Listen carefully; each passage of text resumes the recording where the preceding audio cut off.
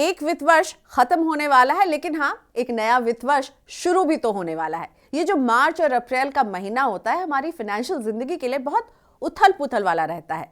कहीं इस बीते वित्त वर्ष में कुछ ऐसा तो नहीं छूटा जो निवेश या टैक्स के लिहाज से किसी पचड़े में आपको फंसा दे? अरे धैर्य रखिए, मेरा मकसद आपको डराना बिल्कुल भी नहीं है। मैं तो आपकी मदद करना चाहती हूँ। मैं हूँ प्रियंका संभव और मैं आपके लिए लेकर आई हूँ नया शो, साल का हिसाब मनी 9 के साथ। हमारी कोशिश है कि पुराने और नए वित्त वर्ष की गफलत में आप ना फंसे, आपको मिले सारे सवालों का जवाब। तो अगले 3 हफ्ते हर सोमवार, बुधवार और शुक्रवार को मनी 9 में जानिए पुराने और नए वित्त वर्ष की दुरुस्त प्लानिंग कैसे करें, ताकि लास्ट मिनट की दौड़ भाग ना हो और आपका पूरा साल जो है फाइनेंशियल प्लानिंग के लिहाज से पटरी पर रहे। तो आज हम समझने वाले हैं कि जितने भी सैलरीड एम्प्लॉय हैं, उनके पास मार्च में एचआर से एक लेटर आ जाता है कि आपको सबमिट करना है अपने निवेश के डिक्लेरेशन को।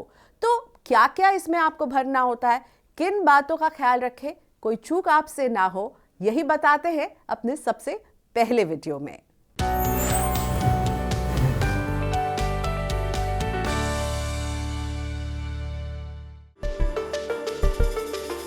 नौकरी पेशा वर्ग के लिए आयकर में छूट का लाभ लेने के लिए सिर्फ निवेश करना ही पर्याप्त नहीं है। अपने पूरे वित्त वर्ष के दौरान जो निवेश किया है उसके साक्ष्य कंपनी के एचआर विभाग में जमा कराना भी जरूरी है। आमतौर पर कंपनियां निवेश के साक्ष्य जमा कराने के लिए 15 मार्च तक का समय देती हैं, क्योंकि उन्हें व्यापक गणना के बाद आयकर कटौती की प्रक्रिया पूरी करनी होती है। हालांकि कंपनियों की ये साक्ष्य स्वीकार करने की अंतिम तिथि अलग अलग हो सकती है। अगर आपने अभी तक निवेश के डिक्लेरेशन जमा नहीं कराए हैं तो ये काम समय रहते पूरा कर लें। ऐसा नहीं करने पर आयकर की बकाया राशि मार्च की सैलरी में से एक मुश्त काट ली जाएगी।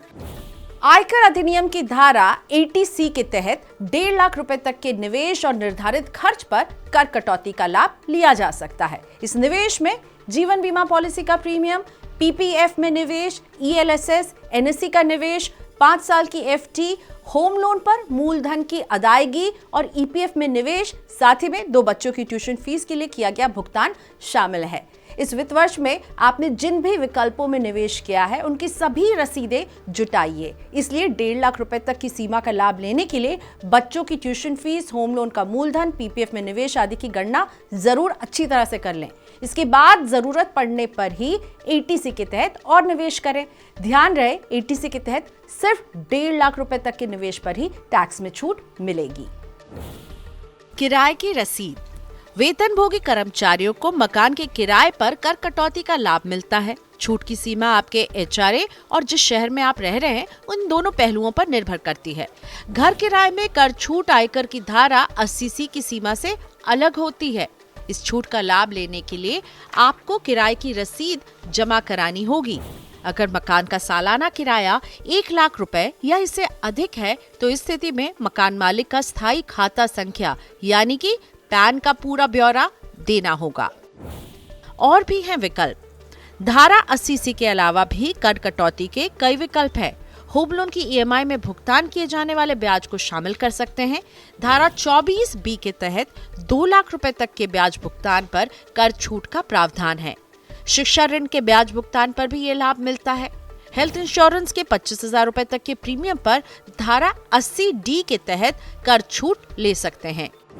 अगर आप अपने माता पिता के लिए स्वास्थ्य बीमा पॉलिसी लेते हैं तो इस एवज में 25,000 रुपए तक की कर कटौती का लाभ ले सकते हैं। अगर माता पिता वरिष्ठ नागरिक हैं, उनके लिए 50,000 रुपए के भुगतान पर कर छूट ले सकते हैं। अगर एनपीएस में निवेश किया है तो कुछ शर्तों के साथ 50,000 रुपए तक के निवेश पर कर कटौती का लाभ ले सकते हैं। आपने वित्त वर्ष की शुरुआत में कर कटौती के लिए जो घोषणा पत्र जमा किया था, ये जरूरी नहीं है कि उसी के अनुरूप निवेश होना चाहिए। अगर आपने मान लीजिए वित्त वर्ष की शुरुआत में ईएलएसएस में 50,000 रुपए निवेश करने की घोषणा की थी, लेकिन आप सिर्फ 20,000 रुपए का ही निवेश कर पाए, ऐसे में ये कोई बाध्यता नहीं है कि शेष रकम आप ईएलएसएस में ही निवेश करें। इसे आप दूसरे विकल्प में भी निवेश करके फायदा उठा सकते हैं। मनी 9 की सलाह। आयकर अधिनियम की धारा 80C के तहत आप 1.5 लाख रुपए के निवेश पर कर छूट का लाभ ले सकते हैं। इसके लिए अपनी सुविधा के अनुसार विकल्प चुन सकते हैं। जल्दबाजी में निवेश के लिए ऐसा कोई विकल्प ना चुने जिससे आगे चलकर पछताना पड़े। जो भी निवेश किया है उसके साक्ष्य अपने संस्थान में समय रहते जमा करा दें। इसके लिए अंतिम तारीख का इंतजार ना करें।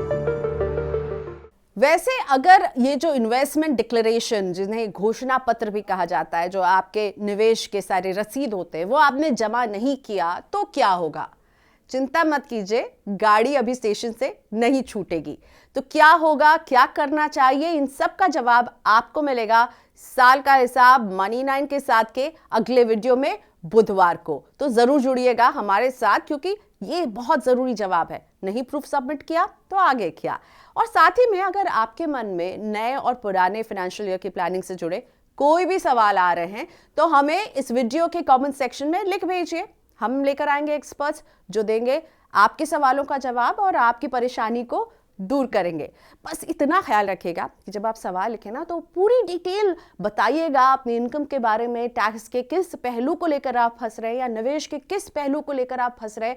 क्योंकि जब आप सवाल अच्छे से भेजेंगे तो हमारे एक्सपर्ट आपको अच्छे से जवाब भी दे पाएंगे, सारी इन्फॉर्मेशन पास होगी तो अच्छे से बता पाएंगे कि आपको क्या करना है।